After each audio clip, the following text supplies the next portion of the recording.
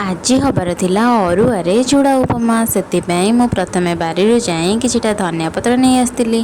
धनिया पत्र आनि सारिया परे परिबाku चुनचुन करी काटिकी रखी देइथिली।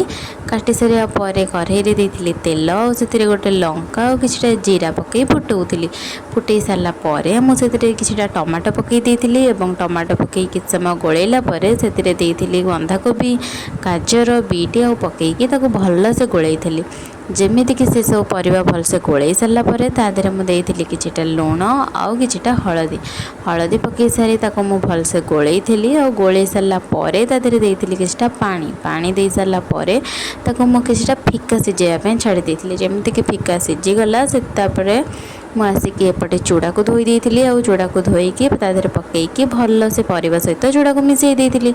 जेमिति परिबा सहित चूड़ा को मिसी गला तापरे मु पकईथिली किछटा चीनी और चीनीटा पकईकी तळुकु नै आस्तिली। तळुकु आनिकी ता देहरे धनिया पत्र पकई देइथिली। आम घरे उपमा खाइबाकू समस्तଙ୍କୁ पसंद लागे। आपण मानकू उपमा खाइबाकू पसंद लागे कि कमेंट माध्यम रे निहाती जणाइबे। रहूची जय बजरंगबली।